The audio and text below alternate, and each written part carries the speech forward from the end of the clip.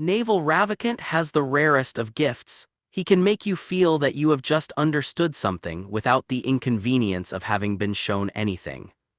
That feeling is worth examining very carefully.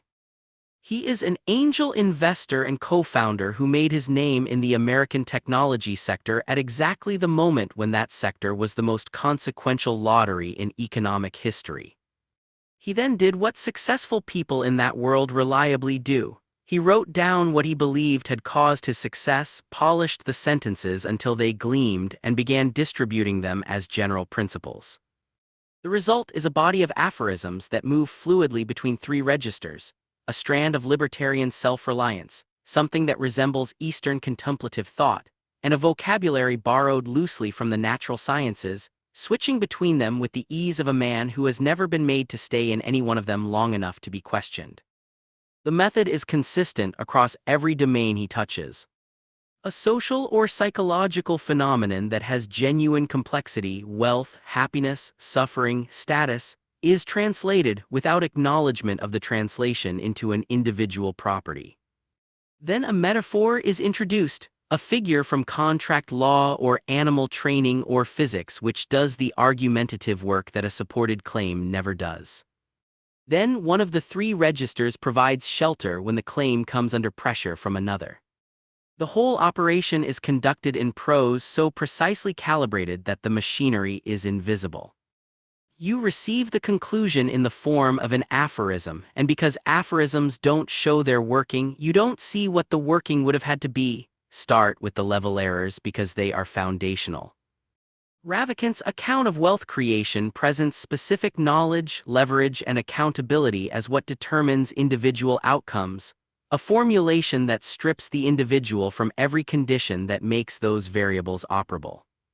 Leverage is not a property you can have in isolation. It requires a market architecture, a capital infrastructure, a legal environment for intellectual property, a historical accumulation of technical talent, an era of cheap money that inflated asset valuations. The American technology sector between roughly 1995 and 2020 had all of these. Ravikant's framework has none of them. He is not simplifying a complex truth. He is describing an agent who produces outcomes through personal properties alone, which is to say an agent who does not exist. The claim does not survive contact with the structural determinants of the outcomes it purports to explain. The same error runs in reverse through his treatment of happiness. Here the move is not to expand the individual to fill the space left by a vanished system. It is to render the system invisible by rendering suffering a calibration problem. Happiness on this account is an internal skill achievable by internal means. The epidemiological and developmental record on what actually produces chronic suffering, housing precarity, labor instability, adverse childhood environments, urban design that systematically dismantles social connection, is reclassified as noise around a signal that meditation can tune. This is not the defensible claim that individual practice is helpful. It is the substantially different claim that individual practice is sufficient, and what we know about the neurological complications of chronic economic stress tells us with some precision that it is not. Then come the metaphors, which are not decorative but structural. Desire, he tells us, is a contract you make with yourself to be unhappy until you get what you want. The word contract imports voluntariness, deliberate negotiation, and the possibility of simply declining to sign. It thereby smuggles in the conclusion desire is optional, that the argument never earns because what makes desire philosophically interesting and clinically real is precisely its resistance to executive cancellation. You cannot simply not sign a contract with your nervous system. The figure delivers the verdict and then retreats before anyone can cross-examine it. The mind is a monkey to be tamed. This imports a clean distinction between the tamer and the trained, a self that stands outside its own cognition and operates on it from an undisturbed external position. But the entire problem with intrusive thought, compulsion, and rumination is that no such external position exists. The tamer is made of the same stuff as the monkey. The metaphor assumes away the difficulty it was introduced to address. His examples are no better recruited. The small tribe competing for a single chieftainship is offered as a demonstration that status is zero-sum.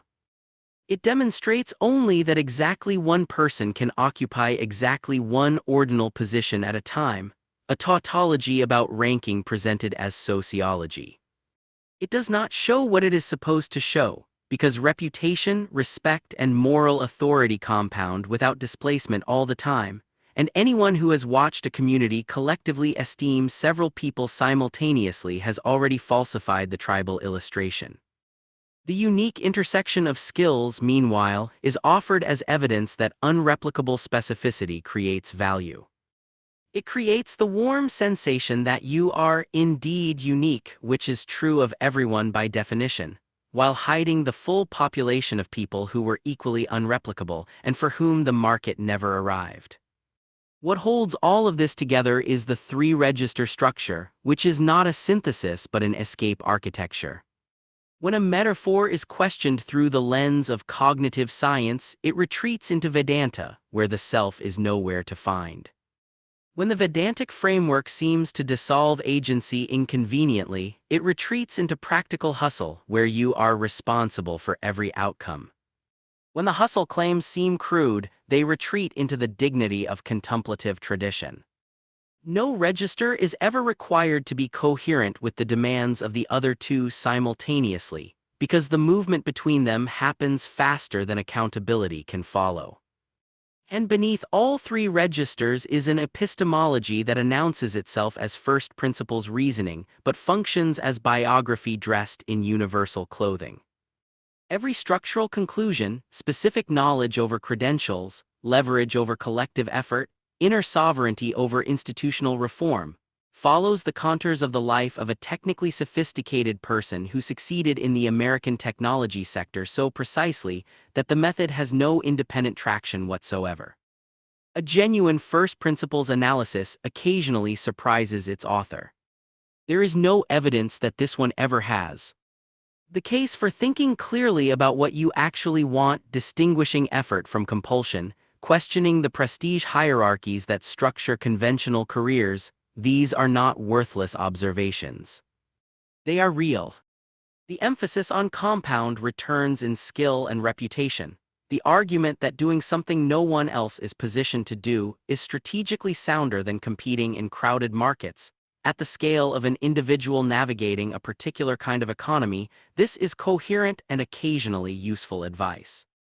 And Ravikant's engagement with contemplative thought is not decorative. It is genuine, and the earnestness of that engagement gives his work a texture that most productivity rhetoric entirely lacks. The trouble is not that none of it is true. The trouble is that the parts that are true at a scale and in a context he systematically refuses to name, while the architecture surrounding them is built to look like something larger. What Ravikant has constructed is not a philosophy, not a wisdom tradition, and not a model of how the world works. It is a self-sealing interpretive atmosphere, precise enough to feel rigorous, fluid enough to absorb any counterexample as a misapplication, and calibrated throughout to make the current distribution of outcomes appear to be the natural precipitate of personal virtue. The metaphors are not window dressing on the argument, they are the argument, which is why removing them leaves almost nothing structural standing. He has taken the conditions of his own success, stripped them of their historical and institutional specificity, translated them into a vocabulary that sounds like natural law, and distributed the result as general wisdom. That the result is genuinely comforting to a great many people is not a point in its favor. Comfort achieved by dissolving the evidence is still dissolution. If any of this landed differently than you expected, if you found yourself defending him before I finished a sentence, or if you found yourself agreeing too easily, that friction is worth sitting with. Both reactions have something to tell you, and neither of them requires his permission to think through.